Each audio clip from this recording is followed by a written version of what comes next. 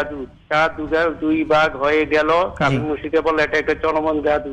সকল কামার এর মানে কি? কোরআন কি বলতেছে? আচ্ছা, মানে চন্দ্র যে দ্বিখণ্ডিত হলো, দুভাগ হয়ে গেলে এই বিষয়ে আপনি জানতে চাচ্ছেন, তাই না দর্শক? শাক্কাল কামারও, এটা আল্লাহ সুবহানাহু ওয়া তাআলা সূরা কামারে বলেছেন।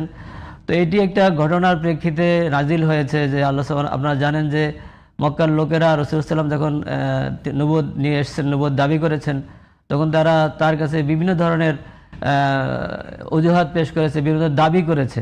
তো তাদের যখন সকল দাবি, তারা কোরআন বলছে, কোরআন মুহাম্মদ সাল্লাল্লাহু আলাইহি ওয়াসাল্লামের নিজের রচিত, তখন আল্লাহ সুবহানাহু ওয়া তাআলা বলছেন যে তোমরা ওয়াইন কুনতুম ফি রাইবিম মিম্মা নাযালনা আলা আবদিনা ফাতু বিসূরা, তোমরা যদি মনে করো আমি মুহাম্মদের প্রতি যে কোরআন নাজিল করেছি এখানে সমস্যা আছে বা এটা মুহাম্মদের রচিত, তাহলে তোমরা এর মধ্যে একটা কোরআন নিয়ে আসো। তখন তাদের কাছে একটা আয়াত আনার চ্যালেঞ্জ করেছিলেন, সেখানে তারা ব্যর্থ হয়েছে। তো এইভাবে তারা বারবার বিভিন্ন ধরনের দাবি রসুলের কাছে পেশ করেছিল।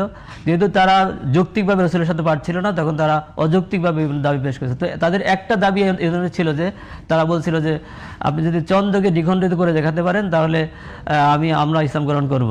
তখন রাসূলুল্লাহ সাল্লাল্লাহু আলাইহি ওয়াসাল্লাম, আল্লাহ সুবহানাহু ওয়া তাআলা তাদের এই কথা শুনেছেন এবং আল্লাহ সুবহানাহু ওয়া তাআলা তাদের দাবি অনুযায়ী চন্দ্রকে দ্বিখণ্ডিত করেছেন। তো দ্বিখণ্ডিত করার পরেও তারা যখন দেখছে চন্দ্র দ্বিখণ্ডিত হয়েছে, তারপর তারা ইসলাম গ্রহণ করেনি। তো আল্লাহ যাদের হেদায়েত থেকে বঞ্চিত করেন, তারা শত দাবি পেশ করবে, কিন্তু দাবিগুলো পূরণ হলেও তারা ইসলাম গ্রহণ করবে না, এটাই স্বাভাবিক।